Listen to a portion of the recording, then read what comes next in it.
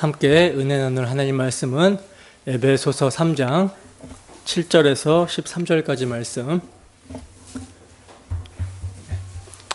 다 찾으셨으면 함께 한 목소리로 합독하도록 하겠습니다. 시작. 이 복음을 위하여 그의 능력이 역사하시는 대로 내게 주신 하나님의 은혜의 선물을 따라 내가 일꾼이 되었노라. 모든 성도 중에 지극히 작은 자보다 더 작은 나에게 이 은혜를 주신 것은 측량할 수 없는 그리스도의 풍성함을 이방인에게 전하게 하시고 영원부터 만물을 창조하신 하나님 속에 감추어졌던 비밀의 경륜이 어떠한 것을 드러내게 하려 하심이라. 이는 이제 교회로 말미암아 하늘에 있는 통치자들과 권세들에게 하나님의 각종 지혜를 알게 하려 하심이니 곧 영원부터 우리 주 그리스도 예수 안에서 예정하신 뜻대로 하신 것이라. 우리가 그 안에서 그를 믿음으로 말미암아 담대함과 확신을 가지고 하나님께 나아감을 얻느니라. 그러므로 너희에게 구하노니 너희를 위한 나의 여러 환난에 대하여 낙심하지 말라. 이는 너희의 영광이니라. 아멘. 은혜로 주어진 사명, 은혜로 주어진 사명이라는 제목으로 하나님 말씀 증거하도록 하겠습니다. 우리가 지난 시간에는 사도 바울이 계시로 알게 된 비밀, 무스테리온에 대해서 말씀을 드렸습니다.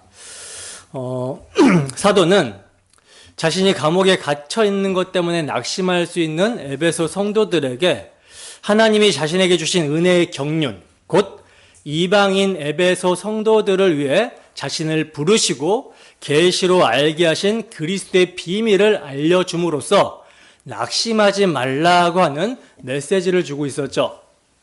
내가 지금 감옥에 갇히고 고난을 받고 있는 것은 너희를 위해서다. 너희 영광을 위해서다.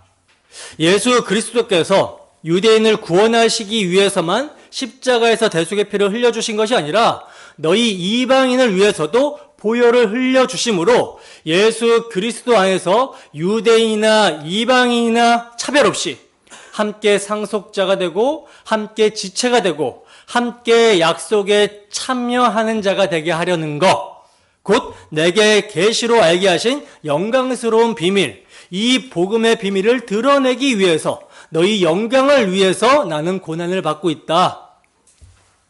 그리고 이 고난은 예수 그리스도의 영광에 참여하는 것에 합당히 여김을 받는 고난이기 때문에 나는 자랑스럽고 기쁘다. 그러니 너희는 나의 이 여러 가지 환난으로 인하여 낙심하지 말아라. 이것이 너희의 영광이다. 이렇게 위로와 격려를 해주고 있었어요.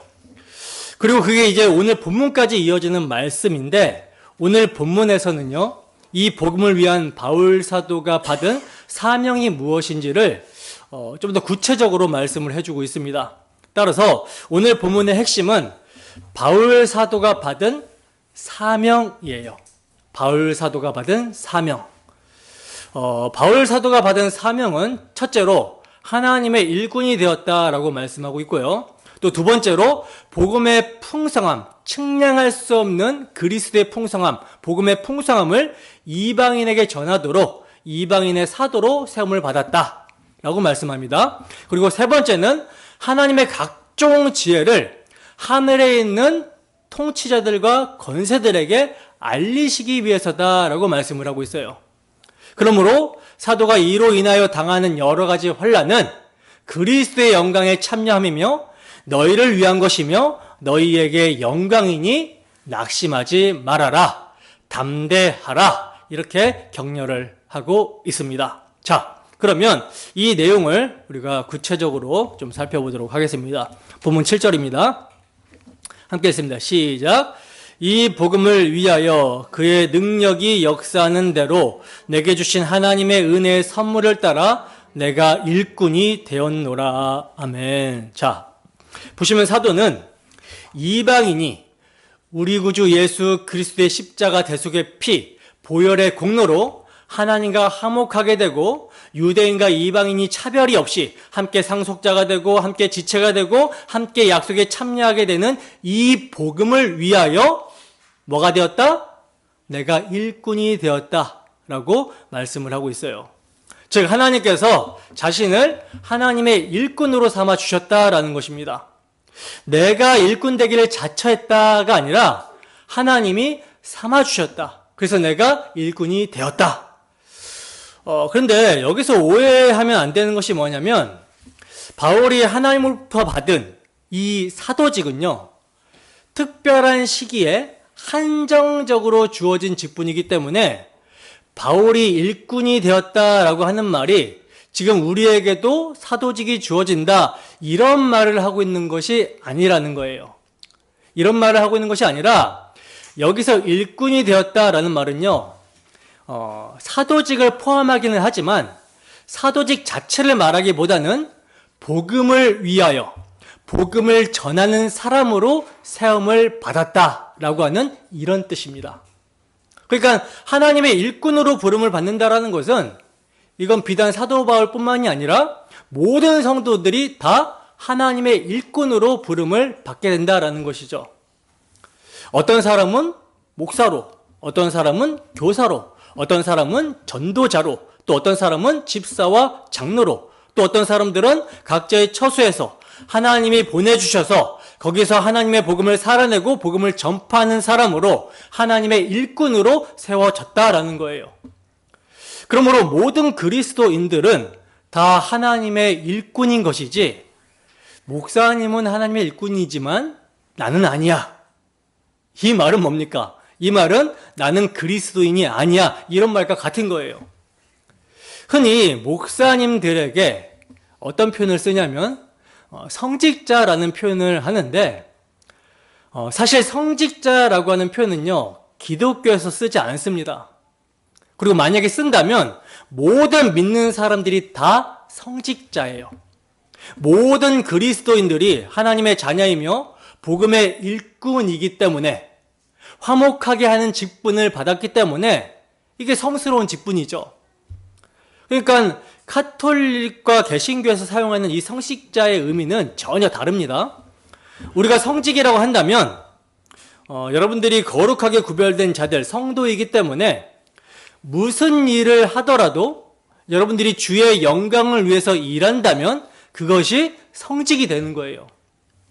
그러나 주님을 배제해버리고 주님을 배제하고 나의 욕망을 위해서 내가 그 일을 한다면 그것은 세속의 직업이 되는 것입니다. 그래서 우리 모두는요, 일꾼들이고요, 거룩한 직분과 사명들을 받은 거예요. 물론 사명의 목적은 다 같습니다. 사명의 목적. 하지만 그 모양들은 서로 다를 수가 있죠. 주인을 기쁘시게 하기 위한 목적, 주인의 뜻을 이루는 목적, 주인의 영광을 위한 목적. 우리가 다 하나님의 아들을 믿고 영생을 누리는 것이 하나님의 뜻이라고 믿잖아요. 그죠? 이것이 하나님 아버지의 뜻이며 이를 목적으로 우리가 살지 않습니까? 그래서 우리가 목적하는 바는 다 같아요. 하지만 각자의 은사대로, 재능대로 하나님께서 사용을 하신다라는 거죠. 근데 오늘날 기독교의 현실을 보면 이 목적이 하나님의 영광을 위해서, 복음을 위해서가 되어야 되는데, 그것이 아니라 하나님을 잘 믿으면 내가 이 세상에서 내가 하는 일이 형통하고 잘 돼서 높임을 받지 않을까라고 하는 이런 기복신앙이 목적이 되어 있는 경우가 많아요. 그래서 이 목적으로 하나님을 섬긴다, 그래서 예배를 드린다, 그래서 헌금을 한다라고 하는 사람들이 많아지고 있습니다. 하나님이 나를 위해 존재한다, 나의 유익을 위해 존재한다라고 하는 탐심이, 이 종교성이 이 우상 숭배를 무너뜨리는 것이 기독교인데 방향을 정반대로 잡고 넓은 길로 가고 있다는 거죠. 그러나 보세요. 바울 사도가 지금 자신이 일꾼된 것이 무엇을 목적으로 일꾼되었다고 합니까? 이 세상에서 복받고 형통하기 위해서라고 합니까? 그래서 내가 일꾼되었다라고 합니까? 아니죠. 복음을 위해서라고 하잖아요. 복음을 위해서 내가 일꾼되었다. 그리고 지금 사도는 이 복음으로 말미암아 고난을 받고 있는 상태예요. 감옥에 갇혀 있습니다. 그럼에도 이 복음이 얼마나 영광스러운 것이면 나는 이 복음으로 말미암아 기뻐한다. 나는 이 복음으로 인하여 고난받는 것도 기뻐한다. 영광스럽다. 이렇게 말을 하고 있어요. 나아가 자신이 이 복음을 위하여 일꾼된 것이 내게 주신 하나님의 은혜의 선물을 따라 되었다라고 이렇게 말씀합니다. 하나님의 그 은혜의 선물을 따라 내가 복음을 위하여 일꾼이 되었다. 자, 그러면 그 은혜의 선물이 뭐냐? 이것이 바로 사도가 받은 사도직분이에요. 사도직. 복음의 터를 닫고 전파하는 사도직. 그러니까 뒤에 일꾼은 누구나 다 일꾼인데 이제 내게 주신 특별한 은혜의 선물로, 다시 말해서 내게 사도의 직분을 주심에 따라 내가 복음을 전하는 일꾼이 되었다. 이런 뜻입니다. 우리가 지난주에 3장 2절에서 비슷한 표현을 봤었죠. 거기서는 사도가 내게 주신 은혜의 경륜이다 라고 이런 표현을 했었잖아요. 근데 오늘 본문에서는 은혜의 선물이다 이런 표현을 하는데 이 은혜의 경륜과 은혜의 선물이 여러분 뭐가 다를까요? 어떤 부분에서 다를까요? 은혜의 경륜이란 지난 시간에 말씀드렸다시피 하나님의 은혜 가운데 바울이라는 사람을 향한 섭리와 계획하심을 은혜의 경륜이라고 하는 거고요. 근데 은혜의 선물은 그렇게 하나님의 은혜의 경륜 가운데 이 사람을 부르시고 이제 은혜의 선물로서 사도직을 주셨다라는 그런 의미인 거예요. 정리하자면 스데반 집사님이 돌에 맞아 죽을 때 내가 책임지겠다라고 하는 게 그 옷을 맞는 건데 사도 바울이 그 옷을 맡아가지고 있었잖아요. 이런 사람이었어요. 그리고 예수 믿는 사람을 박해하고 핍박하다가 그것도 성에 안 차가지고 대제사장의 공문을 받아 예수 믿는 자들을 다 감옥에 쳐넣어서 교회를 아주 잔멸시켜 버리겠다라고 하는 살기등등함으로 다메섹으로 가고 있었던 그 사울을 예수님이 만나주시죠. 부르셔서 예수 그리스도의 이름을 이방인과 임금들과 이스라엘 자손에게 전하게 하시고자 하나님의 비밀을 알게 하신 이 일련의 모든 일이 바울 사도를 향한 은혜의 경륜이고요. 그 은혜의 경륜 가운데 이제 이방인에게 복음을 전하게 하시려고 직분을 주신 거, 이방인의 사도로 세워주신 거, 이것이 뭐다? 은혜의 선물이다라고 하는 거예요. 근데 혹자들은요, 하나님께서 복음을 위하여 바울을 사역자로 사용하시는데 그 일에 적합한 인물이기 때문에 사용하시기 위해 준비하셨다라고 이렇게 주장을 합니다. 그러니까 비록 그가 잘 몰랐을 때에는 유대교를 위한 열심히 예수 믿는 자들을 핍박했지만 하나님께서는 그 열심을 보시고 그 열심을 사용하시고자 택했다라는 거예요. 그리고 그는 구약의 정통한 지식이 있었고 또 로마의 시민권을 가지고 있었고 헬라 지식도 굉장히 대단한 사람이었기 때문에 하나님이 그를 택해서 사용하셨다라고 주장을 합니다. 그러나 바울 사도가 이렇게 하나님의 일꾼으로 선택을 받았다면 그것은 사도 바울의 조건을 보고 하나님께서 선택하신 것이 되는 것이죠. 때문에 이것은 은혜라고 말할 수 있어요, 없어요? 은혜라고 할 수 없는 거예요. 사도의 자격을 보고 택했다면. 오히려 바울 사도는요, 혹자들이 하나님이 바울의 이런 것 때문에 사용하시려고 택한 거야 라고 하는 것들을 배설물로 여기고 해롭게 여겼다라고 말씀합니다. 빌립보서 3장 7절에서 9절 말씀입니다. 함께 읽습니다. 시작. 그러나 무엇이든지 내게 유익하던 것을 내가 그리스도를 위하여 다 해로 여길 뿐더러 또한 모든 것을 해로 여김은 내 주 그리스도 예수를 아는 지식이 가장 고상하기 때문이라. 내가 그를 위하여 모든 것을 잃어버리고 배설물로 여김은 그리스도를 얻고 그 안에서 발견되려 함이니 내가 가진 의는 율법에서 난 것이 아니요 오직 그리스도를 믿음으로 말미암는 것이니 곧 믿음으로 하나님께로부터 난 의라. 아멘. 보세요. 그러나 무엇이든지라고 그러죠. 그러나 무엇이든지. 바울사도는 내게 유익하던 모든 것들, 이것을 내가 그리스도를 위하여 다 해로 여긴다라고 말씀합니다. 이 말씀의 지금 문맥이 중요한데 어떤 문맥이냐면 바울사도가 지금 자신이 전한 복음을 왜곡시킨 자들을 향하여 개라고 하면서 수신자들에게 삼가라고 하는 문맥이거든요. 사도가 개라고 하며 삼가라, 조심해라 하는 자들은요, 율법주의자들, 자신의 율법적인 행위에 가치를 두며 예수 그리스도의 대속의 피만으로는 부족하다, 할례를 받아야 되고 율법을 지켜야 구원이 온전해진다, 구원을 받는다, 이렇게 주장하는 다른 복음을 전하는 자들을 보고 이렇게 말을 하고 있는 거예요. 개라고, 삼가라고.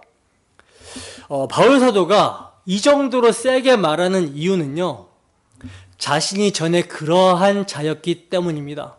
그래서 이어지는 문맥이 만약 그런 육체의 자랑을 말한다면 자신은 그들보다 더 신뢰할 만한 것들이 있었다라고 합니다. 그러면서 하는 말이 뭡니까? 난지 8일 만에 할례를 받은 사람이다. 베냐민 지파다. 히브리인 중에 히브리인이다. 율법으로는 바리새인이며 교회를 박해했었고 율법의 의로는 흠이 없는 자였다라고 그래요. 여러분, 유대인 중에 이 정도면 정말 최고의 유대인인 것이죠. 근데 이렇게 자기에게 유익했던 모든 것들을 이제 사도는 어떻게 여긴다라고 말씀합니까? 그리스도를 위하여 해로 여긴다. 그리고 그리스도를 얻기 위해서 이 모든 것들을 배설물로 버린다라고 말씀하고 있어요. 그러니까 이러한 조건 때문에 바울이 사도가 된 것이 아니라는 말씀입니다. 오직 하나님의 그를 향한 은혜의 경륜 가운데 은혜의 선물로 그가 사도로 세움을 받고 복음을 전하는 일꾼이 되었다라는 거예요. 나아가 사도는요, 자신이 복음을 전하는 일꾼이 된 것을 이 복음을 위하여 그의 능력이 역사하는 대로라고 말씀을 하고 있어요. 그러니까 바울은 자기가 원한 일이 결코 아니었다라는 거예요. 그는요, 복음을 믿고 전하는 자들을 다 잡아 죽여서 교회를 잔멸하는 것이 하나님의 뜻으로 알고 있었던 사람입니다. 그런데 이런 자가 어떻게 여러분 복음의 일꾼이 된 것입니까? 그것은 주의 능력이 역사하셨기 때문이라는 거예요. 바울이 주를 핍박하기 위하여 달려가는 그 열심, 그 힘보다 더 강력한 힘이 그에게 역사하셨다라는 거죠. 한번 생각해 보세요. 예수 믿는 사람을 잡아 죽였고 또 모든 예수 믿는 사람들을 잡아 죽이는 일이 하나님의 뜻이고 하나님의 영광이다라고 달려가던 사람이 180도로 바뀌어가지고 이제 자신이 복음을 위하여 예수 그리스도의 일꾼이 되었어요. 심지어 이 복음을 위하여 고난도 받고 감옥에도 갇히게 된, 이것을 여러분 무엇으로 설명할 수 있겠습니까? 하나님의 은혜의 경륜과 그 하나님의 강력한 역사로 인한 은혜의 선물이 아니면 설명할 길이 없는 거예요. 사람에게서 어떤 조건을 찾을 수가 없는 것입니다. 마찬가지로 여러분, 모든 그리스도인, 즉 우리 모두에게도요, 하나님의 은혜의 경륜과 은혜의 선물이 있다는 거예요. 여러분들의 조건을 보고 하나님께서 여러분들을 일꾼 삼으신 것이 아니라 은혜의 경륜과 은혜의 선물이 있다는 것입니다. 여러분에게. 여러분들을 부르시는데 하나님은 역사를 펼치시면서 여러분들의 인생 속에서 이끌어 오시다가 때가 참에 부르신 거예요. 이게 은혜의 경륜입니다. 여러분들에게 은혜의 경륜이 되는 거예요. 그리고 여러분들의 각 처소에서 이제 어떻게 세움을 받았는지, 어떠한 사명을 주셨는지, 이것을 은혜의 선물이다라고 하는 거예요.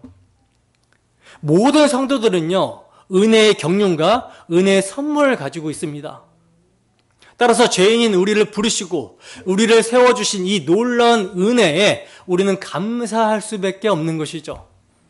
그 놀라운 은혜의 감복함으로, 그 놀라운 사랑의 강건함으로 맡겨주신 사명에 충성되이 헌신하게 되는 것입니다.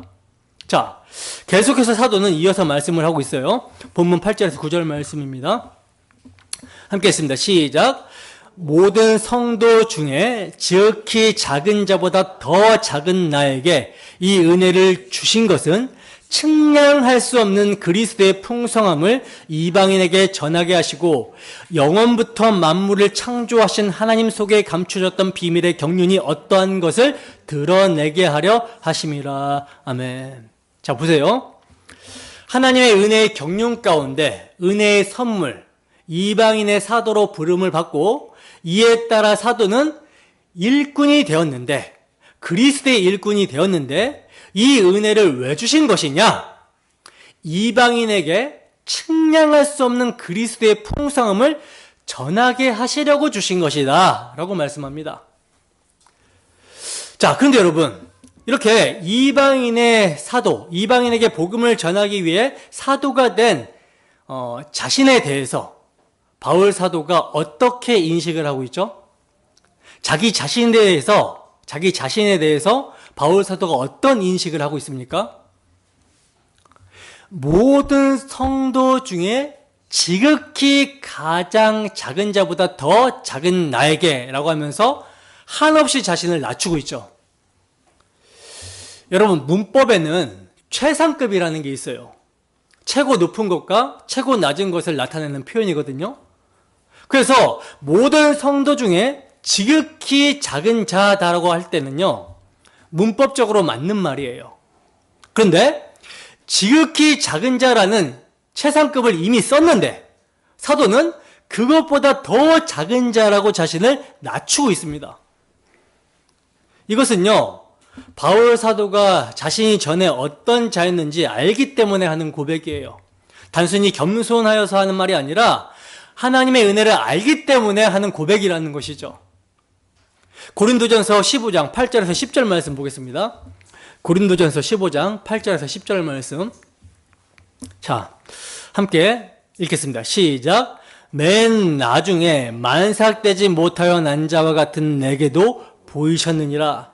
나는 사도 중에 가장 작은 자라. 나는 하나님의 교회를 박해하였으므로 사도라 칭함받기를 감당하지 못할 자니라. 그러나 내가 나된 것은 하나님의 은혜로 된 것이니 내게 주신 그의 은혜가 헛되지 아니하여 내가 모든 사도보다 더 많이 수고하였으나 내가 한 것이 아니요 오직 나와 함께 하신 하나님의 은혜로라. 아멘.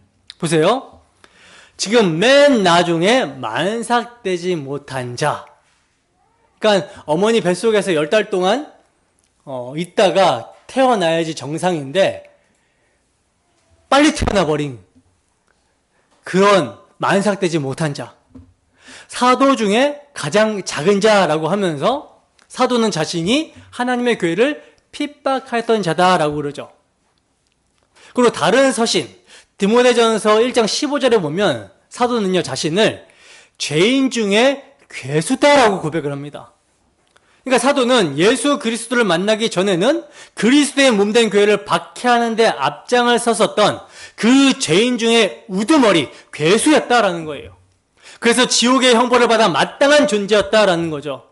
때문에 이러한 자신을 그리스도의 피로 용서해 주시고 구원해 주신 것만 해도 너무나 감사한데, 이런 자에게 계시로 비밀을 알게 하시고 그 영광스러운 비밀의 복음을 전하도록 나타내도록 사도의 직분까지 주시니 이것은 오직 전적인 하나님의 은혜로만 된 거라는 거죠. 따라서 이러한 내가 나를 자랑할 수 있겠느냐? 결코 그럴 수 없다. 오직 하나님의 은혜만을 자랑할 뿐이지 나 자신을 자랑할 것은 아무것도 없다. 그래서 내가 어떤 사도보다 더 많이 수고하였지만 이것은 내가 한 것이 아니라 이렇게 비천한 자신과 함께한 하나님의 은혜가 헛되지 않아서다. 나는 지극히 작은 자보다 더 작은 자다라고 하면서 자기의 인식을 제대로 하고 있는 거예요. 여러분, 바로 이것이 은혜로 된 자의 모습입니다. 은혜로 된 자의 모습이에요. 은혜를 받은 자의 모습이라는 거죠. 성도는요, 여러분, 자기를 높이질 않습니다. 아니, 높일 수가 없어요. 내가 이렇게나 열심히 이 정도 영향력이 있는 일을 했는데 감히 나에게, 하나님의 종인 나에게 이런 말 할 수 없다라는 거죠. 만약 그런 말을 하는 사람은요, 하나님의 종이 아니라고 보시면 됩니다. 왜냐? 하나님의 종은 성도들을 섬기기 위해 있습니다. 비단 목사뿐만이 아니라 누구나 다 하나님의 종이지 않습니까? 그러면 종으로서 함께 지체된 자들을 섬기기 위해서 존재한다라는 거예요. 우리가 부름을 받은 것은요, 우리의 소명과 우리의 사명은 섬기기 위한 부르심이고 소명이고 사명입니다. 나 한 사람 구원받고 나 한 사람 잘 되는 게 이게 아니라 지체들을 위해서 섬기기 위해서 부름을 받았다라는 거예요. 따라서 자신이 어떤 존재였으며 누구로부터 부름을 받고 부름을 받은 목적, 사명을 제대로 아는 사람, 인지하는 사람이라면 예수 그리스도께서 친구를 위하여 자기 목숨을 버리는 사랑이 가장 크다라고 말씀하시고 그 가장 크신 사랑을 실제 예수 그리스도께서 경건치 않고 죄인이고 원수된 우리를 친구로, 형제로 여겨주셔서 이웃으로 여겨주셔서 대신 십자가에 자기 몸을 내어주심으로 그 큰 사랑을 확증해 주셨던 것처럼 모든 성도들은요, 그들이 받은 십자가 사랑, 그들의 마음 가운데 부어져서 새겨진 십자가 사랑이 나타나야 되고 십자가 앞에서 자기가 부인되어져야 된다는 거예요. 그래서 자기를 높일 수 없다라는 것입니다. 철저하게 낮아지는 것만이 그 은혜를 주신 하나님을 더욱더 높일 수 있게 된다는 거죠. 근데 만약 자기를 높이게 된다면 이건 뭐예요? 이건 자기가 그러한 보답을 받을 만한 사람이다라고 하는 것이기 때문에 하나님의 은혜를 무가치하게 만들어버리는 행동이 되는 것이죠. 그래서 사도는 자신을 낮추고 나서 그 자신이 받은 하나님의 은혜를 생각하니 뭐라고 표현합니까? 측량할 수 없는 그리스도의 풍성함이라고 표현합니다. 측량할 수가 없다라는 거예요. 자기가 그래도 조금 높은 사람이다 이렇게 인식이 되면 그 은혜가 이렇게 막 측량할 수 없을 정도는 아닐 거예요. 은혜이긴 하지만 뭐 이 정도 큰 은혜? 라고 이렇게 말을 했을 것인데 은혜가 측량할 수 없다라는 것은 뭡니까? 내 죄도 측량할 수 없을 정도라는 거죠. 따라서 나는 죄인 중에 괴수, 우두머리고 죽어 마땅한데 영원한 지옥에 그 영원히 형벌을 받아 마땅한데 그런데 이러한 나를 대신하여 영원한 속죄의 보혈을 흘려주신 예수 그리스도 또 자기 아들을 이러한 죄인, 나 같은 죄인을 대신하여 화목제물 삼으시고 나를 향한 사랑이 어떠한지를 확증해 주시고 나를 불러주셔서 사도로 세우시고 복음을 위한 일꾼으로 삼으신 그 하나님의 은혜를 생각하니 그리스도의 풍성이 측량할 수 없습니다. 하나님은 나를 세워주셔서 이 측량할 수 없는 그리스도의 풍성함을 이방인에게 전하게 하시는 것입니다. 여러분, 우리는 스스로를 어떻게 생각하고 있습니까? 제가 계속 말씀드리지만 생각하는 것이 너무나 중요하다라고 그랬죠. 어떻게 우리를 생각하고 있습니까? 우리의 처음 자리, 본래 상태와 하나님이 그런 우리를 어떻게 여겨주시는지 이 여겨주심의 상태에 대해서 생각을 해야 되는 거예요. 내 본래의 상태는 어떤 상태였어요? 죄인 중에 괴수입니다. 그러면 죄인 중에 대장, 죄인 중에 우두머리에게 선한 것이 나올 수 있을까요? 죄 가운데 거하고 죄 아래 있으며 본질상 진노의 자녀이며 불순종의 아들들인데 그러한 자신 안에서 무슨 선한 것이 나올 수가 있겠습니까? 죄인에게는요, 죄만 나와요. 그래서 하나님께 뭔가를 드린다고 해도 죄밖에 드릴 것이 없고 죄를 드렸으니 나에게 돌아오는 것은 죄의 삭은 사망이다라고 하는 죽음밖에는 돌아오는 것이 없다라고 이렇게 고백되어지는 것이 원래 우리의 인식이라는 거죠. 근데 이러한 자를 하나님이 어떻게 여겨주셨는가? 어떻게 여겨주셨습니까? 자기의 전부라고 할 수 있는 독생자 예수 그리스도의 피로 우리의 모든 죄를 용서하시고 우리를 영원히 용납하여 주셨다. 그래서 이제 아들의 대속의 피를 믿는 자를 의인으로 아들로 여겨주신다. 이것을 우리가 인식할 때 이제 소망이라는 것을 갖게 되는 것이고 감사와 기쁨이 넘쳐서 진정으로 하나님을 예배하는 마음이 생기게 되는 것이죠. 예배가 즐거워지는 거예요. 형식적으로 예배를 드리는 것이 아니라 우리의 마음이 예배를 사모하고 예배를 즐거워하게 되는 것입니다. 지체들이 함께 만나서 우리 하나님과 우리 아버지 하나님과 우리 주 예수 그리스도를 더불어 누리는 것을 본성적으로 기뻐하게 되는 마음이 생기게 된다는 거죠. 하나님이 이러한 나를 의인으로 불러주셨다. 예배할 자격이 없는 자, 이런 자를 의인으로 불러주셨다. 하나님의 자녀로 불러주셔서 예배하게 하셨다. 여러분은 스스로를 어떻게 생각하고 있습니까? 그리고 여러분 각자에게 주어진 사명을 어느 정도로 귀한 것으로 생각하고 있습니까? 많은 기독교인들, 이름만, 무늬만 기독교로 불려지는 사람들 중에는요, 자기가 원래 사랑받아 마땅한 존재라고 착각하는 분들이 많습니다. 당신은 사랑받기 위해 태어난 사람 막 이러니까 정말로 사랑받을 만한 어떤 자격이 있다라고 보는 거예요. 근데 그게 아니죠. 죄인 중에 괴수인데 하나님께서 사랑해 주시려고 역사 속에서 태어나게 하시고 그 사랑을 자기 아들을 내어주시면서 확인을 시켜주신 것이죠. 그러니 이것은 내가 받을 자격이 있어서가 아니라 아무 공로 없이 거저 받은 은혜, 그래서 청량할 수 없는 그리스도의 풍성함이라고 하는 거예요. 근데 이것을 모르니 청량이 안 되는 그리스도의 풍성함이 무엇인지 모르니 그리스도로 말미암아 그 은혜로 주어지는 놀라운 영광스러움을 모르니 사람들이 자기가 받은 사명을 너무나 하찮게 여기고 있는 거예요. 그러나 그것은요, 사명을 주신 주님을 하찮게 여기는 것과 같습니다. 만약 동네 꼬마가 나 이것 좀 해줘, 그러면 정말 능력 있는 멋진 사람으로 인정해 줄게 라고 하면 귀여워서 우리가 좀 귀찮아도 마지못해 그 부탁을 들어줄 수 있어요. 그죠? 근데 별로 안 친한 친구가 뭔가를 부탁하면 어떻게 나옵니까? 내가 이걸 너한테 왜 해줘야 되는데 동력이 안 생기잖아요. 그죠? 동력이.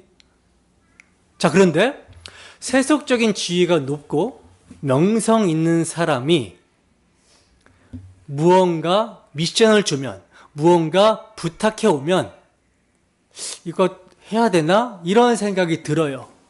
그죠? 그 사람이 지위가 높은 사람이니까.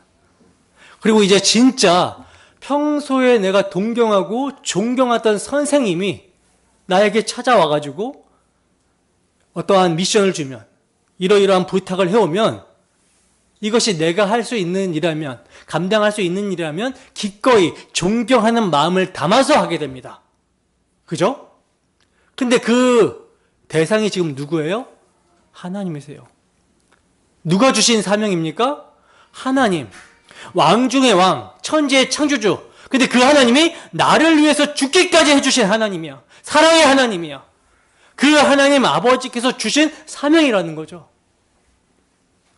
근데 그 사명을 자신의 일터에서, 가정에서, 자신의 환경에서 무참히 내던져 버리게 된다면 이것은 하나님을 내던져 버리는 거죠.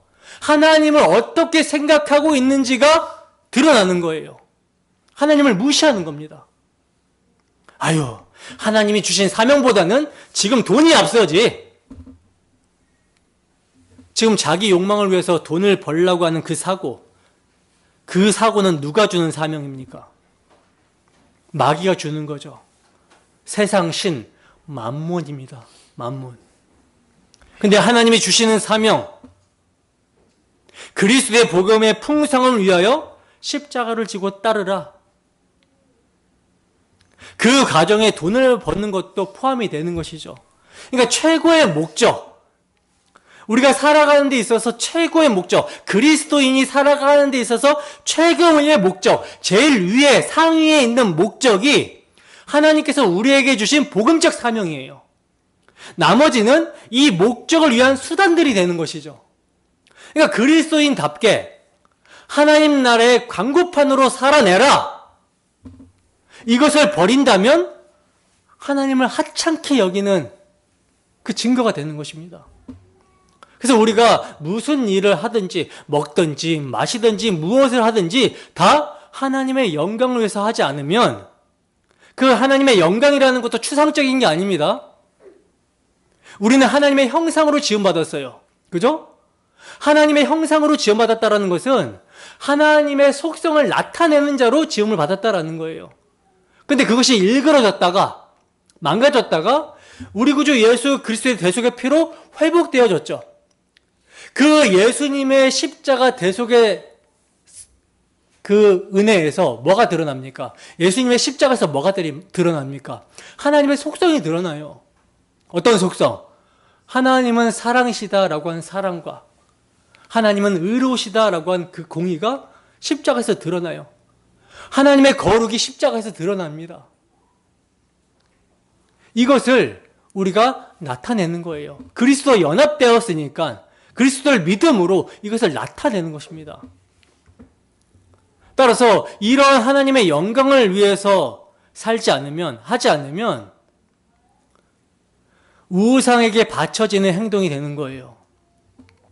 따라서 마귀의 사명을 감당하지 말고 하나님의 사명을 충성되이 감당하는 우리 모두가 되었으면 좋겠습니다. 자, 바울은 이방인에게 복음을 전하라고 하는 자신의 사명을 측량할 수 없는 그리스도의 풍성함을 전하는 것이다. 이렇게 말씀을 했어요. 그러니까 복음에는 이처럼 그리스도의 풍성함이 들어 있습니다. 이것은요, 그리스도께서 십자가에서 흘리신 대속의 피로 유대인과 이방인이 화평이 이루어지게 되고 하나님과 죄인 사이에 막혀있던 담, 이것이 무너지게 되면서 하나님과도 화평이 이루어지고 하늘에 있는 것이나 땅에 있는 것이나 다 그리스도 안에서 통일되게 하셔서 하나님 나라로 건설되어지게 하시는 이것이 바로 그리스도 안에 있는 풍성함, 복음의 풍성한 내용이라는 거예요.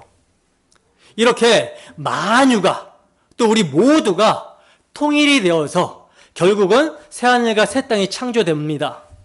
이것이 측량할 수 없는 그리스도의 풍성함인 거예요.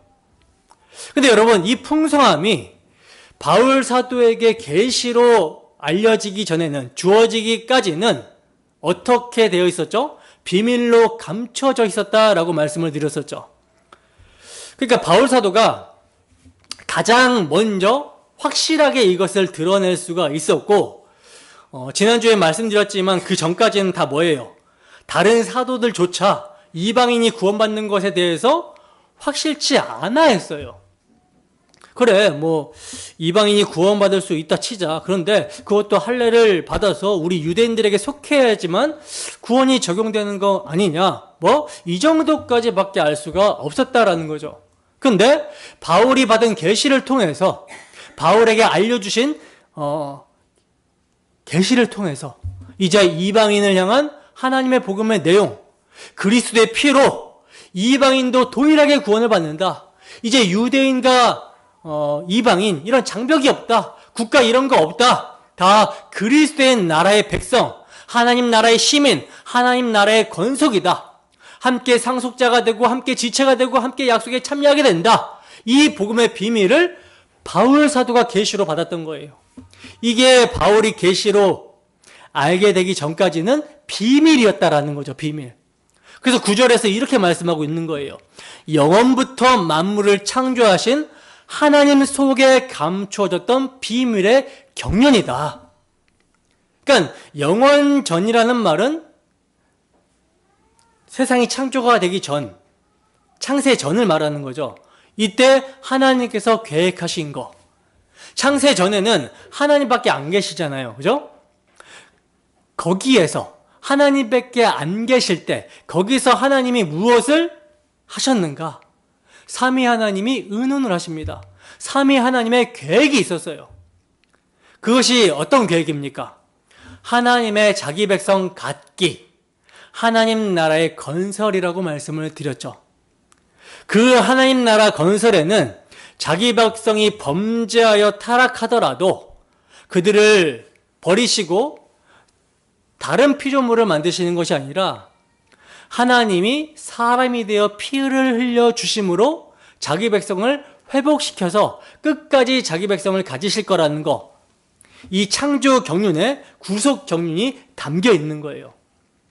이것이 이제 큰 틀에서 창조 경륜이라고 말씀을 드릴 수 있는데, 이게 하나님이 역사를 쭉 펼치시면서 경영하며 이루어 가시는 거, 이것도 이제 시점을 달리해서 역사적인 시점에서 창조의 경륜이라고 말씀을 드렸었습니다. 기억나시죠? 그죠?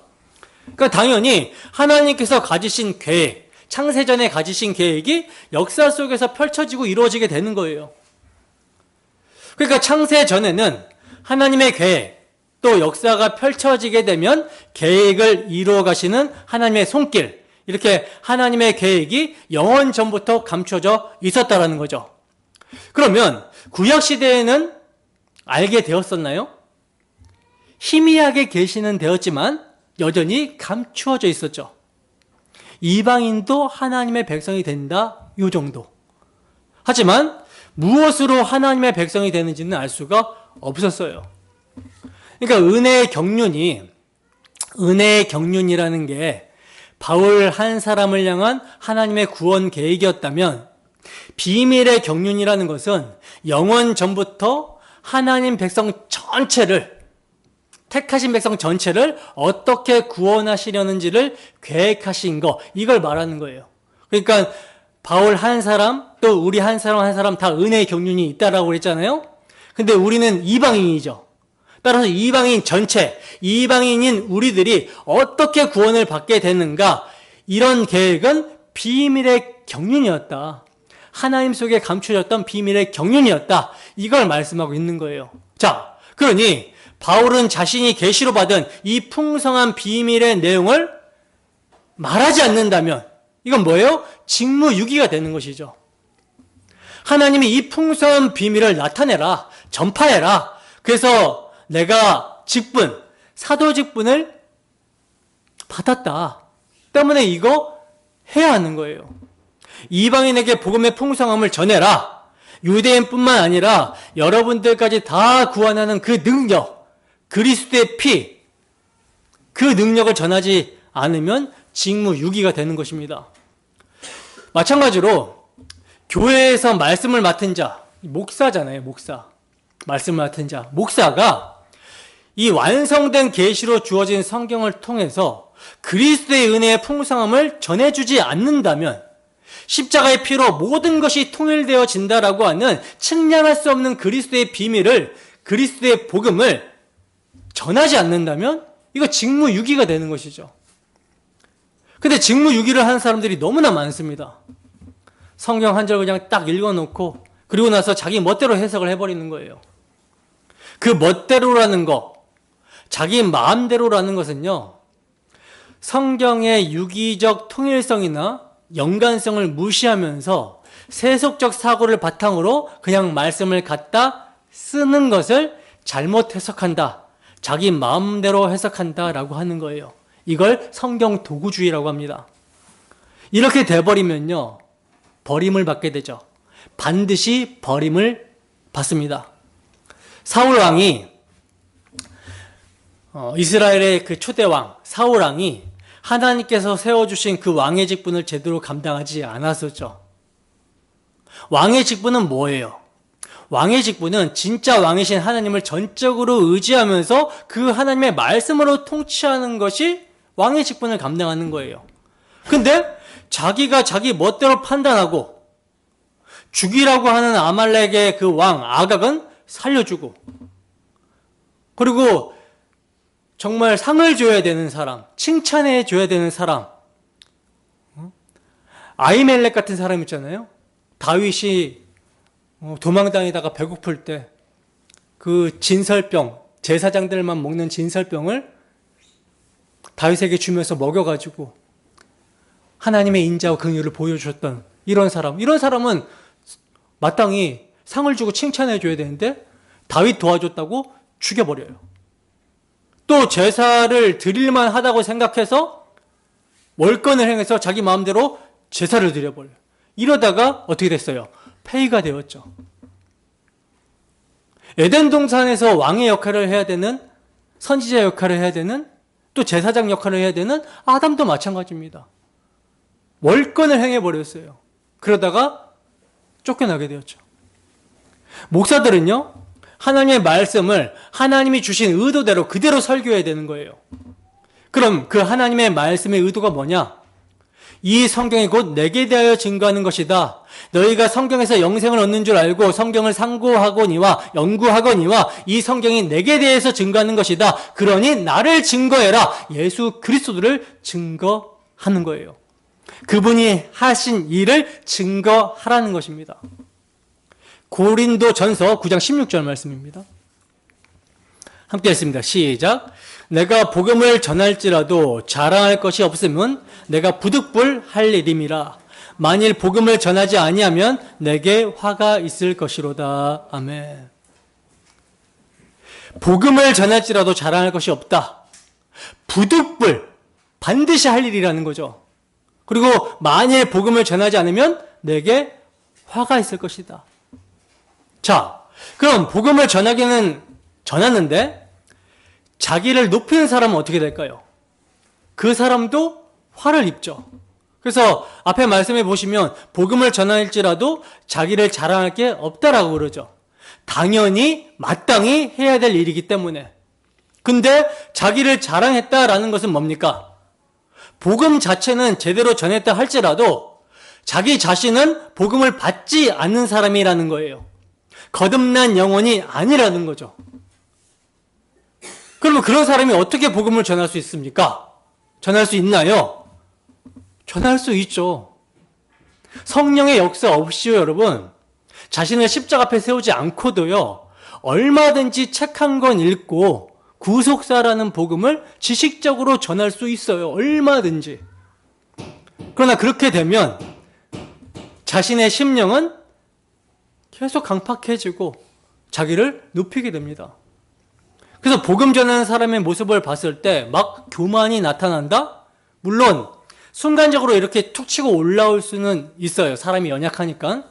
그럴 수가 있죠. 그런데 시간이 지나도 여전히 교만하고 회개할 줄을 모르고 자기를 높이고 내가 이런 주의 종인데 하고 있다면 점점 전하는 복음도 변질이 되어지고 사기꾼이 되어져 가게 되는 거예요. 종교적 사기꾼.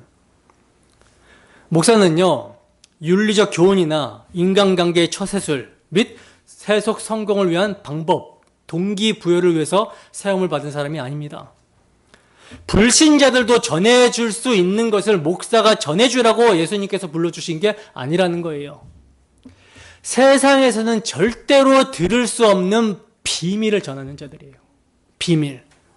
그런데 이 비밀이에요. 신기한 비밀이죠. 감추어진 비밀이 아니라 밝히 드러난 비밀입니다. 그러니까 비밀이 밝히 드러났으면 모두가 다 알아야 되잖아요. 근데 밝히 드러났음에도 모르는 사람이 있어서 밝히 드러난 비밀이에요. 희한하죠? 예전에는 모두가 몰라요. 감추어져 있었어요. 근데 사도 바울이 계시를 받고 이제 밝히 드러났습니다. 그러면 이제 비밀이 아니어야 되는데, 근데 복음을 선포했더니 마음이 강팍해서 이 복음을 받지를 못해요.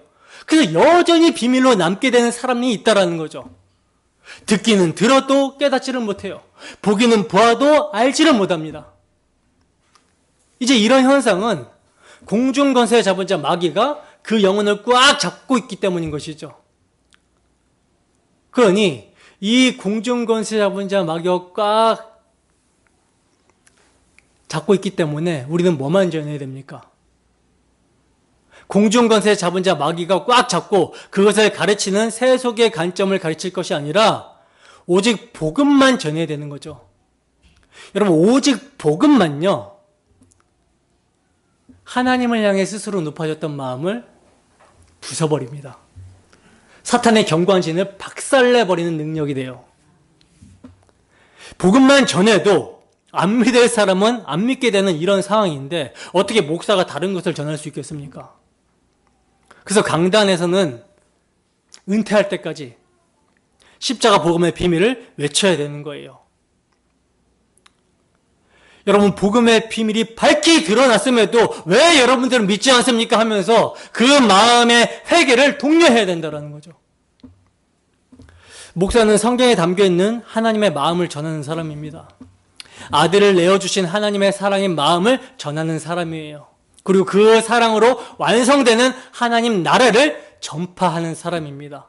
그래서 창세기부터 시작해서 계시록까지 완성되는 그 영원부터 감추어졌던 하나님의 비밀의 경륜이 어떠한지를 가르쳐주는 사람, 이 사람이 목사라는 거죠. 근데 목사만 그런 사람일까요? 목사만 그런 사람입니까? 목사는 공적으로 교회 질서상 강단 선포를 그렇게 하는 사람들이지, 여러분들도 뭐가 있어요? 입이 있잖아요. 하나님께서 우리에게 입을 주신 이유는요, 먹으라가 목적이 아닙니다.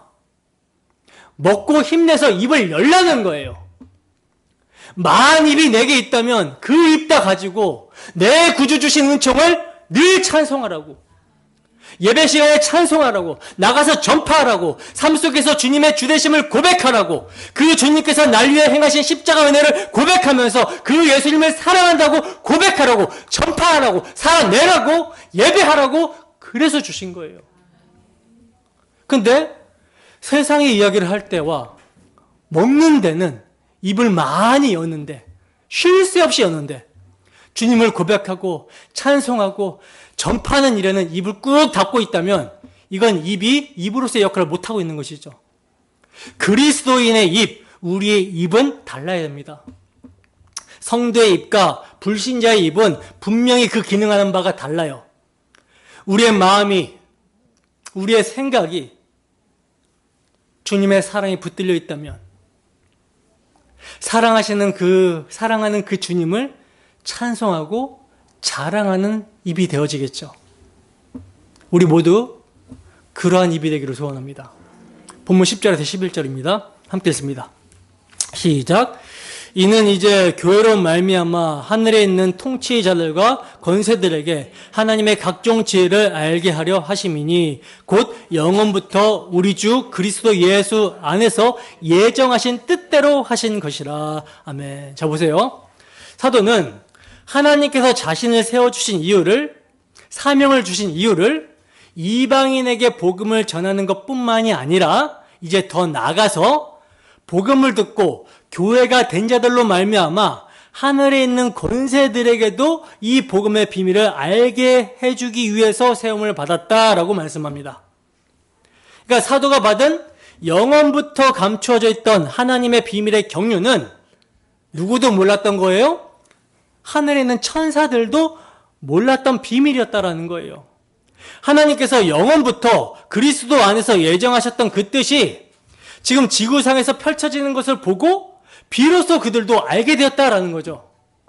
자, 그러면 우리가 하늘에 있는 천사들의 입장에 대해서 한번 생각해 봅시다. 하늘에 있는 천사들은요, 영적인 존재들이에요. 그죠? 우리가 창조되기 전부터 하늘에서 우주의 창조와 인류의 역사를 다 내려다보고 있었던 존재들입니다. 천사들은 이미 하나님의 지혜에 대해서 많이 알고 있었고요. 하나님의 창조를 보면서 하나님의 그 무한한 지혜에 감탄하며 그 창조 때 천사들이 환호를 했어요. 근데 이제 하나님이 자기 형상을 따라 사람을 창조하시고 그 창조하신 사람으로 하여금 자신의 그 자유인격을 가지고 하나님을 섬길 수 있도록 에덴 동산이라는 곳에 선악과를 두시면서 이것을 먹지 말라고 하나님께서 명령을 하시는 거예요. 자, 그런데 부리시는 영으로 창조하신 천사들의 일부가 반역하여 대적자가 되었는데 그 우두머리, 옛뱀, 사탄이 누굴 유혹합니까? 사탄이 사람을 유혹합니다. 선악과를 먹고 너도 하나님처럼 선악을 판단할 수 있어. 하나님처럼 돼보라고 유혹을 한 거예요.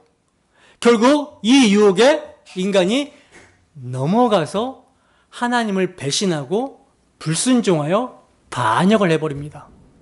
그래서 이 모습을 보고 있었던 천사들은 야, 이제 인간들 끝났다. 하나님께서는 아예 인간들을 싹 쓸어버리시고 다시 만드실 것이라고 생각을 했을 거예요. 그것이 가장 쉬운 방법이니까. 근데 하나님은 인간을 싹 쓸어버리고 다시 만드시는 것이 아니라 선포를 하시는 거예요. 뱀에게.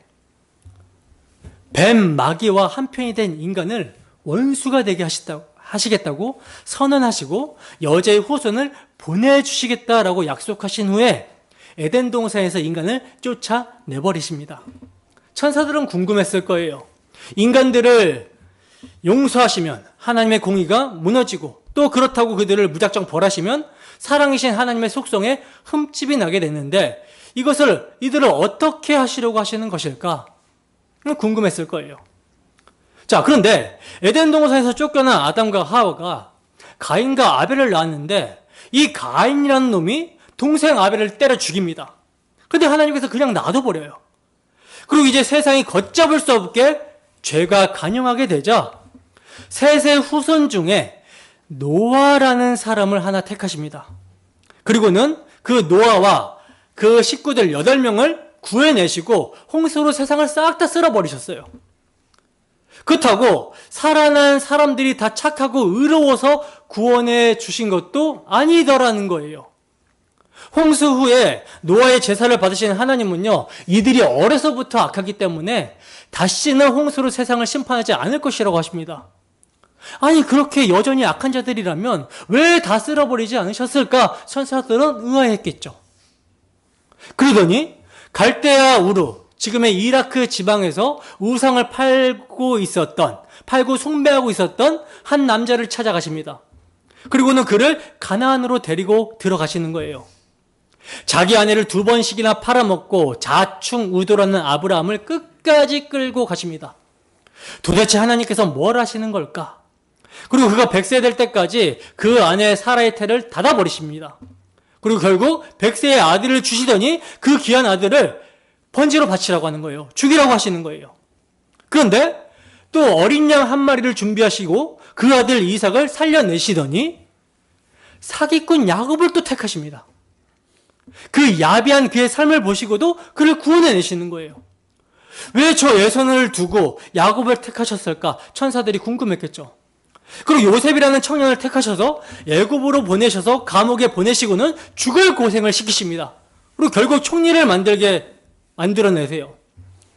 그리고 그의 불의한 형제들과 가족들을 모두 애굽으로 보내시고 거기서 400년 동안 노예로 살게 만드십니다. 그리고 모세라는 사람을 택하시죠. 근데 바로 택하시는 게 아니라 그 아까운 청춘을 미디안 강에서 다 보내도록 가만히 놔두시는 거예요. 천사들은 초조했을 거예요. 이제 모세가 80인데 곧 있으면 죽을 텐데. 근데 하나님께서 80세에 모세를 부르십니다. 부르셔서 이스라엘을 애굽에서 이끌어내시고 가나안으로 데리고 들어가십니다. 홍해를 건너서 가나안으로 가는 길에 만나와 메추라기 생수를 주시면서 하나님께서 친히 그들을 데리고 가셨어요. 근데 가나안을 눈앞에 둔 모세가 죽죠. 그리고 여호수아를 하나님이 세우셔서 요단을 건너 이스라엘을 가나안에 넣으십니다. 이때 천사들은 이제 됐구나 라고 생각했을 거예요. 그러나 되긴 뭐가 됩니까? 이스라엘은 계속 죄를 짓습니다. 이스라엘은 하나님의 경고에도 불구하고 계속 죄를 지어요. 신명기 28장 53절입니다. 함께 했습니다. 시작. 내가 적군에게 에워싸이고 맹렬한 공격을 받아 곤란을 당함으로 내 하나님 여호와께서 내게 주신 자녀 곧 내 몸의 소생의 살을 먹을 것이라. 하나님을 반역하고 계속 패역한 짓거리를 하게 되면, 언약을 배신하게 되면 너가 네 대적들에게 에워싸이고 곤란을 당할 것이고 심지어는 먹을 것이 없어서 내 소생, 너의 자녀의 살을 먹게 될 것이라. 이렇게 하나님 경고하셨어요. 근데 이 경고를 이스라엘 백성들이 무시하죠. 그래서 결국은 그들의 몸의 소생을 먹게 되는 일이 실제로 일어나게 됩니다. 열왕기하 6장 28절에 30절 말씀 함께 했습니다. 시작. 또 이르되 무슨 일이냐 하니 여인이 대답하되 이 여인이 내게 이르기를 내 아들을 내놓으라. 우리가 오늘 먹고 내일은 내 아들을 먹자 하매 우리가 드디어 내 아들을 삶아 먹었더니 이튿날에 내가 그 여인에게 이르되 내 아들을 내놓으라. 우리가 먹으리라 하나 그가 그의 아들을 숨겼나이다 하는지라. 왕이 그 여인의 말을 듣고 자기 옷을 찢으니라. 그가 성 위로 지나갈 때 백성이 본즉 그의 속살에 굵은 배를 입었더라. 아멘. 여러분, 북이스라엘 왕 아합의 아들 여호람 왕 때에 이스라엘이 패역함으로 말미암아 신명기에서 예언한 말씀이 정확하게 하나님의 경고가 사실이 되어서 정확하게 이루어졌어요. 근데 그들이 회개합니까? 회개하지 않습니까? 그들이 회개하지 않습니다. 근데요, 하나님이 그럼에도 이들을 포기하지 않으시는 거예요. 천사들은 의아했을 거예요. 왜냐하면 그들에게 비밀이었기 때문이죠. 그런데 어느 날 제2 위격이신 하나님이신 예수께서 인간이 되셔서 세상으로 내려가십니다. 천사들은 그 성자 하나님의 탄생을 축하하고 찬송하고 올라왔어요. 근데 지극히 높은 곳에서는 하나님께 영광이요 땅에서는 평화라고 찬송하면서도 천사들은요, 왜 하나님의 아들이 성자 하나님이 이렇게 땅으로 내려가야 하셨는지를 알지 못했어요. 게다가 성자 하나님께서 구유에서 가난한 목수의 아들로 태어나시자 천사들은 쑥덕거렸을 것입니다. 이건 도저히 있을 수 없는 일이다. 영광의 우리 주님께서 왜 저런 모습으로 내려가셔야 했는가? 그 천사들은 천상에서 우리 주님을 섬기던 자들이었기 때문에 이것이 도무지 이해가 안 갔던 것이죠. 그런데 그 천사들의 수종을 받던 하나님의 아들이 땅에 내려가셔서 난지 8일 만에 할례를 받으시고 또 말을 배우시고 목수의 일을 배우시고 글을 배우시고 사람들에게 막 쫓겨다니면서도 그들에게 맞고만 다니시지 대응해서 때리지를 않으시는 거예요. 천사들은 생각했을 거예요. 도대체 왜 하나님이 저렇게 땅에 내려가셔서 고생을 하고 있는 것일까? 심지어 인간들이 그 하나님이신 예수님을 십자가에 못 박아 죽여버립니다. 그때까지도 천사들은 왜 이런 일이 일어나야 하는지를 몰랐어요. 그런데 그 예수님은 3일 만에 살아나셨고 다시 하늘로 올라오셨습니다. 이제 그분은 육신을 가지신 하나님이 되신 거예요. 그래서 예수님은 편재할 수 없으시기 때문에 어디에나 계실 수 없으시기 때문에 두 번째 보혜사 성령 하나님께서 땅으로 내려가십니다.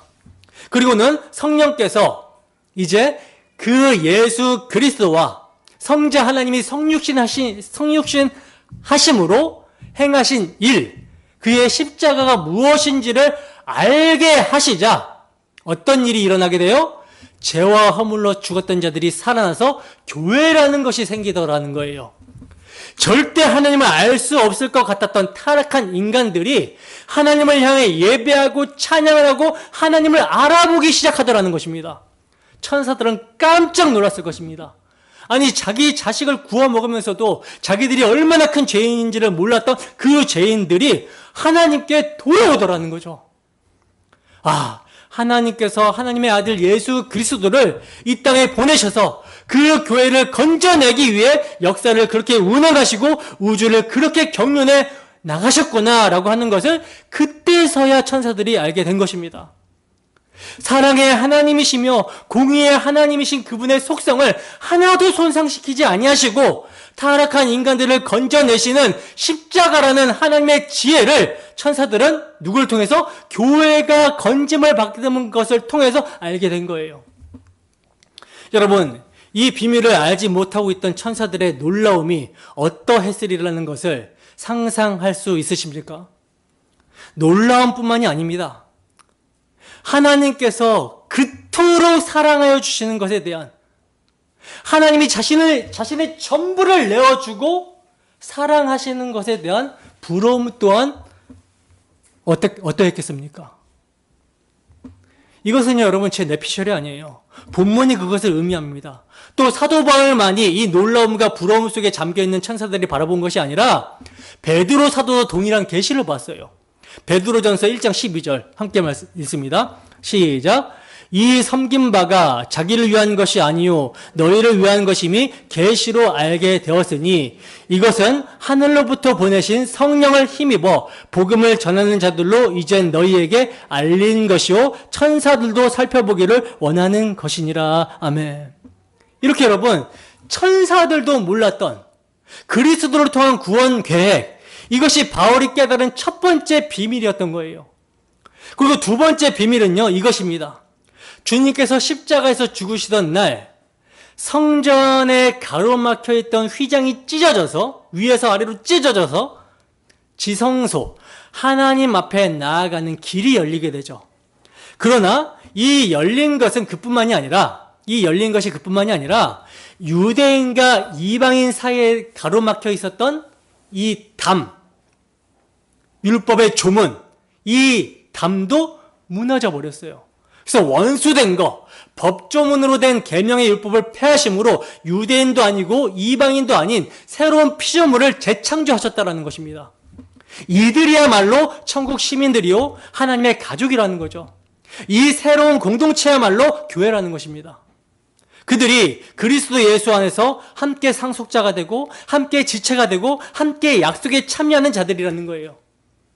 바울 사도는요, 이 측량할 수 없는 그리스도의 풍성을 이방인에게 전하게 하시려고 하나님께서 자기를 택해 주셨다라고 합니다. 그러니 천사들이 신비함과 놀라움과 말할 수 없는 부러움을 사는 것은 너무나도 당연한 것이죠. 히브리서 기자도요, 이것을 알았기 때문에 이는 실로 천사들을 붙들어 주려 하심이 아니요 오직 아브라함의 자손을 붙들어 주려 하심이라. 아브라함의 육신의 혈통인 자녀들을 붙들어 주는 것이 아니라 아브라함 같이 믿음의 자녀들을 붙들어 주려 함이라, 이렇게 말씀하고 있는 거예요. 여러분, 천사도 타락했어요. 인간들과 똑같이 천사도 타락했습니다. 그러나 하나님께서는 그 천사들을 구원하시거나 붙들어 주시기 위해서 독생자를 보내신 것이 아니라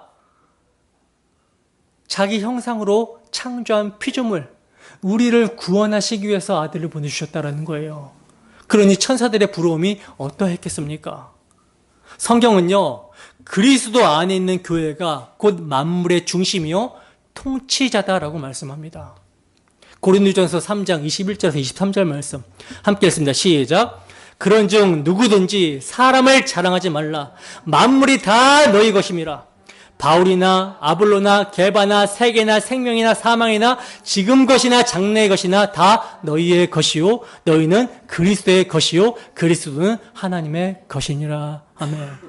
이렇게 여러분, 교회는 만물의 중심이며 또 교회를 위해서 역사를 하나님께서는 이끌어 오신 거예요. 그리고 교회를 그렇게 이끌어 오시는 역사 속에서 구속사를 보여주심으로 하나님의 관심이 오직 교회에 있음을 확인시켜 주신 것입니다. 그래서 우리가 구속사로 성경을 연구하는 목적도 이 풍성한 그리스도의 비밀인 교회를 알아가기 위해서인 거예요. 어떻게? 천사들도 살펴보기를 원했던 풍성한 그리스도의 비밀, 여러분도 살펴보기를 원하십니까? 복음을 여러분 알아간다라는 건요, 단순한 지식으로 딱 끝나버리는 것이 아니라 더욱 깊이 풍성히 알아가는 거예요. 복음을 연구하고 연구할수록 묵상하고 묵상할수록 풍성함이 더해집니다. 이 풍성한 복음을 알기 위해서 여러분 무엇을 하고 계십니까? 성경을 보셔야 되는 거죠. 자, 이제 바울에게 알게 하신 비밀의 경륜에 대한 결론입니다. 본문 12절에서 13절 말씀입니다. 함께 하겠습니다. 시작. 우리가 그 안에서 그를 믿음으로 말미암아 담대함과 확신을 가지고 하나님께 나아감을 얻느니라. 그러므로 너희에게 구하노니 너희를 위한 나의 여러 환난에 대하여 낙심하지 말라. 이는 너희의 영광이니라. 아멘. 자, 보시면 바울 사도에게 알게 하신 비밀의 경륜에 대한 결론이 여러분 뭡니까? 담대함과 확신을 가지고 하나님께 나아갈 수 있게 되었다라는 거죠. 히브리서 기자도 은혜의 보좌 앞으로 담대히 나아갈 것이니라 하고 비슷한 말씀을 하고 있는데, 오늘 본문에는요, 확신을 가지고라는 표현을 더하고 있어요. 무엇에 대한 확신입니까, 여러분? 우리가 함께 상속자가 되고, 함께 지체가 되고, 함께 약속에 참여하는 자가 되었다라고 하는 이것을 확신하라는 거예요. 어떻게 확신할 수 있습니까? 그리스도 안에 있기 때문에, 그리고 그리스도 안에 있는 것이 하나님의 예정이기 때문에 확신할 수 있는 거예요. 그러면 담대함을 가지라고 한 것은 무슨 이유 때문일까요? 그리스도를 믿기 때문입니다.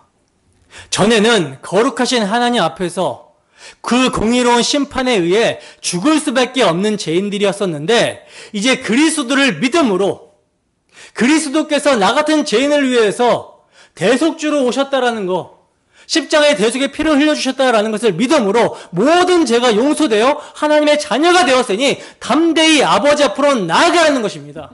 화목하라는 거예요.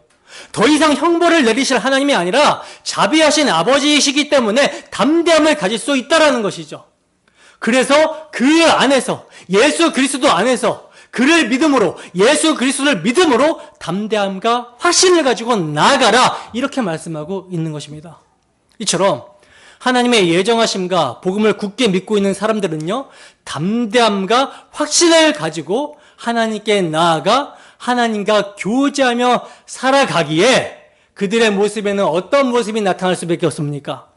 근심하는 자 같으나 항상 기뻐하고, 가난한 자 같으나 많은 사람을 부유하게 하고, 아무것도 없는 자 같으나 모든 것을 가진 자로다라고 하는 그런 모습이 나타나게 되는 거죠. 그러니 여러분, 믿음을 굳게 하시고 낙심하지 마시기 바랍니다. 이 점을 13절에서 말씀합니다. 그러므로 너희에게 구하노니 너희를 위한 나의 여러 환난에 대하여 낙심하지 말라. 이는 너희의 영광이니라. 사도는 지금 그리스도 예수의 일로 너희 이방인을 위하여 갇힌 자 된 나를 보면서 낙심하지 말라고 하는 거예요. 왜? 이 일은 너희를 향한, 이방인을 향한 하나님의 예정하심 속에서 일어난 일이기 때문이라는 것입니다. 바울이 그들을 위해서 고난을 무릅쓰고 복음을 전해주지 않았다면 그들은 여전히 죄와 허물 가운데 죽어 있었을 것이고, 이 풍성한, 청량하지 못하는 그리스도의 은혜의 풍성함에 참여하지 못했을 거라는 거죠. 그러므로 바울이 감옥에 갇힌 것이 그들로 하나님의 가족이 되게 하였기에 너희의 영광이니라 한 거예요. 복음을 통해서 주님의 무한한 사랑, 은혜를 받은 사람은 감옥에 있어도 오히려 자기를 염려하는 자들을 염려하고 있는 모습을 보게 되죠. 그리고 그렇게 자기를 염려하는 자들을 위해서 사도는요, 우리가 다음 주에 살펴볼 목회자적 체험의 기도를 하게 되는데, 그게 14절부터 22절까지 말씀입니다. 성도들의 영혼을 강건하게 해달라고, 그리스도께서 그들 마음에 거주하게 해달라고, 그 사랑이 뿌리가 내리게 해달라고, 하나님의 충만이 그들에게 충만하게 해달라고 간구를 하고 있는 거예요. 이것은 오늘날 우리가 해야 되는 기도인 것이죠.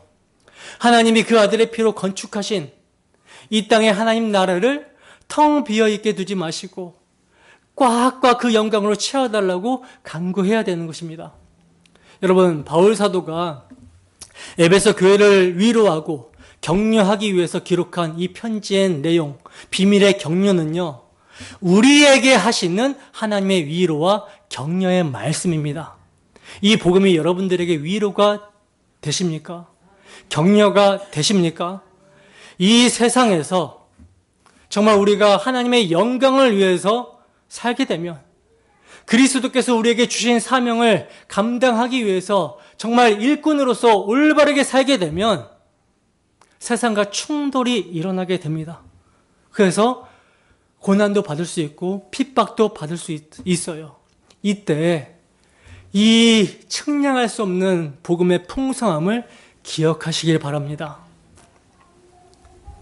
그러므로 한 주도 교회가 얼마나 영광스러운지, 바로 내가 얼마나 존귀한 자로 은혜를 입었는지 생각하시고, 복음의 놀라운 은혜와 사랑을 기억하며 말로 표현할 수 없는 영광스러움의 비밀을 기뻐하고 감사하며 전하고 나타내는 우리 모두가 되기를 주님의 이름으로 축원합니다. 기도하겠습니다.